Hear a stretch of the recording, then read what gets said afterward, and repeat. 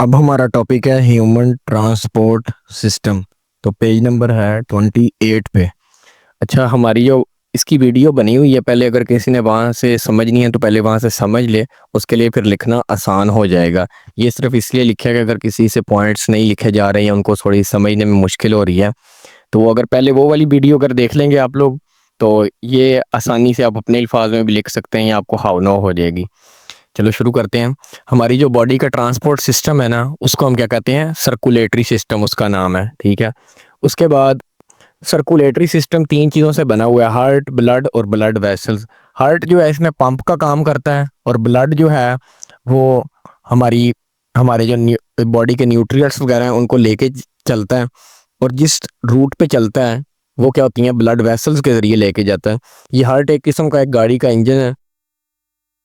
Blood उसके अंदर passengers हैं, पैसेंजर्स अंदर यानी उस गाड़ी के अंदर पैसेंजर्स बैठे हैं, उनका नाम है ब्लड। और वो गाड़ी किस रूट पे चल रही है, यानी कि जो रोड पे चल रही है, उसका नाम ब्लड वेसल्स है।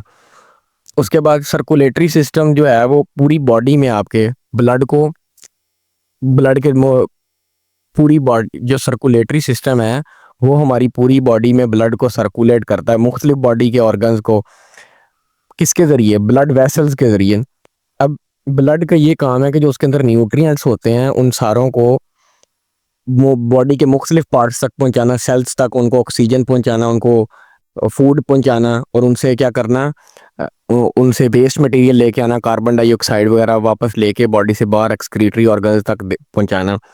It delivers oxygen and nutrients to body cells and, ये पढ़ लिया, यानी कि सेल्स तक ऑक्सीजन और न्यूट्रिएंट्स और फूड पार्टिकल्स पहुंचाता है, और वहाँ से वेस्ट मटेरियल, फ़र्ज़ करें कार्बन डाइऑक्साइड वगैरह वेस्ट मटेरियल जो होता है वो लेके बॉडी के मुख्तलिफ पार्ट्स तक पहुंचाता है, एक्सक्रीटरी ऑर्गन्स जो बाहर निकाल देते हैं फिर बॉडी से।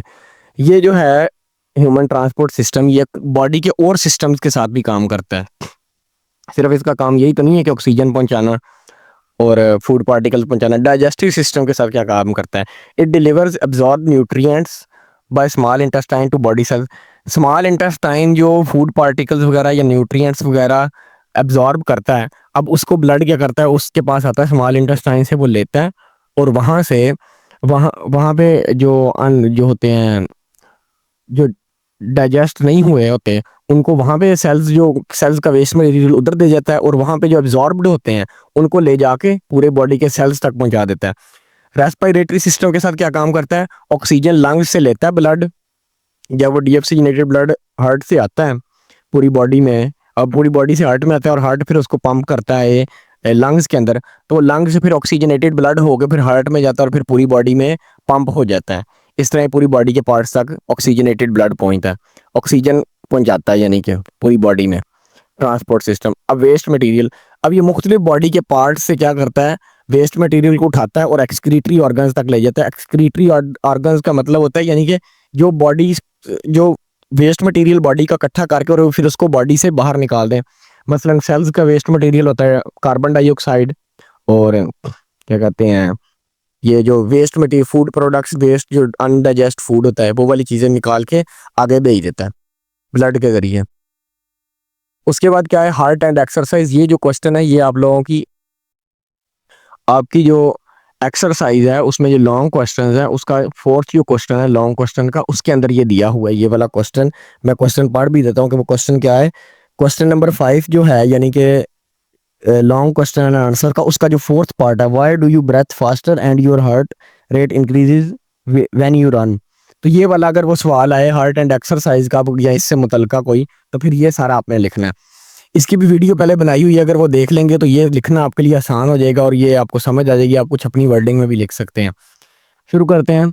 हमारा जो हार्ट है वो अब पूरी ज़िंदगी में तकरीबन 2500 मिलियन टाइम्स, यानी 2500 मिलियन दफ़ा ये धड़कता है, पंप होता है, कॉन्ट्रैक्ट और रिलैक्स होता है। अच्छा, अब आगे बात समझे। जब हम एक्सरसाइज करते हैं तो हम जल्दी जल्दी सांस लेते हैं, यानी कि हम उस वक्त थक भी रहे होते हैं, हमारी एनर्जी कंज्यूम हो रही होती है। अच्छा, जब हमारी एनर्जी कंज्यूम हो रही होती है और हम वर्कआउट कर रहे होते हैं, एक्सरसाइज कर रहे होते हैं, तो हमें क्या चाहिए होता है? हमें एनर्जी चाहिए होती है। और एनर्जी किससे आती है? रेस्पिरेशन से। रेस्पिरेशन कैसे होती है? जब ग्लूकोज टूटता है, और ग्लूकोज किस तरह टूटता है? ऑक्सीजन की वजह से।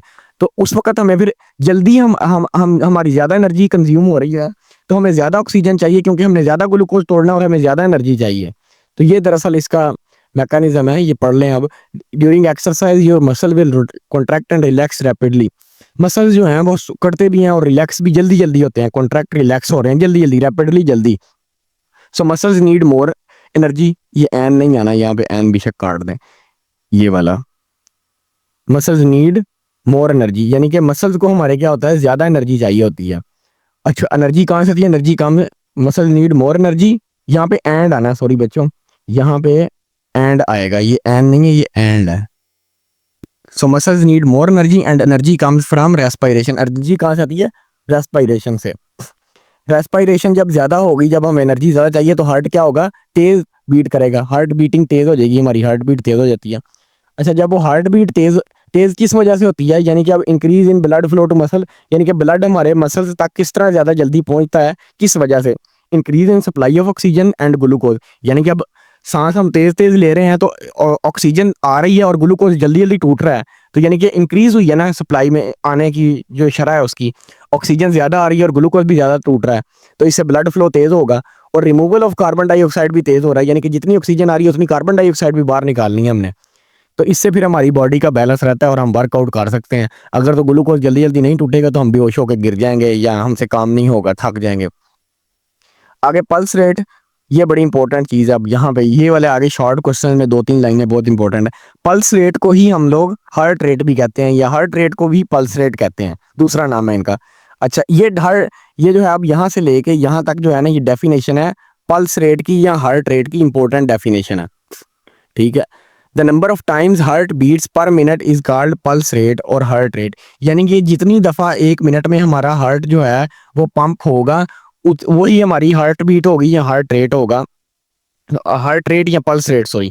तो मसलन अब एक दफ़ा कॉन्ट्रैक्ट और रिलैक्स हुआ तो वो हमारी 1 बीट हो गई, 1 बीट पर मिनट, यानी कि 2 दफ़ा धड़केगा, कॉन्ट्रैक्ट रिलैक्स होगा, यानी कि एक दफ़ा कॉन्ट्रैक्ट और रिलैक्स होने का हम 1 गिनते हैं, यानी एक दफ़ा कॉन्ट्रैक्ट हुआ, एक दफ़ा रिलैक्स हुआ तो वो 2 गिनेंगे, ऐसे नहीं, 1 दफ़ा गिनना है हमने। अच्छा नॉर्मल जो पल्स रेट होनी चाहिए इंसान की, वो होनी चाहिए 60 से 100 बीट्स पर मिनट, बीपीएम, ठीक है। लेकिन जो बेस्ट पल्स रेट है ना 72 जिसकी होगी ना, वो सबसे फिटर इंसान है जिसकी 72 होगी जो होनी चाहिए हमारी, लेकिन 60 से 100 के दौरान हो तो वो ज़्यादा खतरनाक नहीं है, इतनी भी हो तो काफ़ी चल जाएगा, क्योंकि हर किसी की 72 एग्जैक्ट तो नहीं होती, इसके करीब करीब, जितनी करीब करीब होगी उतना अच्छी रहेगी। जितनी दफ़ा वेंट्रिकल जो है, लेफ्ट वेंट्रिकल हमारा बीट करेगा, हमें एक पल्स आएगी, क्योंकि वो पूरी बॉडी में ब्लड को फ्लो कर रहा है, पंप कर रहा है। जैसे ही वो एक दफ़ा पंप करेगा हमें थोड़ी सी पल्स डिटेक्ट होगी, अच्छा वो यानी कि आर्टरीज के अंदर, अच्छा you can detect the flow of blood through, हम आर्टरीज के अंदर डिटेक्ट कर सकते हैं ब्लड के फ्लो को। उसकी वजह ये है कि जो हार्ट ने पूरी बॉडी में ब्लड सर्कुलेट करना है वो आर्टरीज के जरिए करना होता है, वेन्स के जरिए नहीं करना होता। तो हम आर्टरीज जो हैं उनके अंदर प्रेशर ज़्यादा होता है, इसलिए वो थोड़ा सा बीट कर रही होती हैं, ऊपर नीचे हो रही होती हैं। ये हम किस तरह ये पल्स रेट डिटेक्ट कर सकते हैं, जो हमारी आर्टरी रिस्ट पे है, एक हमारी ये जो रिस्ट मतलब ये जो गुट होता है हमारा ये हाथ के साथ, यहाँ पे हम लोग वो हाथ रख के चेक करते हैं बाज़ दफ़ा डॉक्टर्स वगैरह या नर्सेज, तो वहाँ पे थोड़ी सी हमारी आर्टरी है ना वो कॉन्ट्रैक्ट रिलैक्स हो रही होती है, तो जितनी दफ़ा कॉन्ट्रैक्ट रिलैक्स होती है हम उसको गिन लेते हैं और वो हमारा हार्ट रेट या पल्स रेट आ जाता है। जितनी आहिस्ता आहिस्ता या स्लोअर स्लोअर हमारी चलेगी पल्स, हम उतने ही यानी कि इंसान फिट है, यानी कि वो उसे कोई बीमारी नहीं है। ये था हमारा टॉपिक।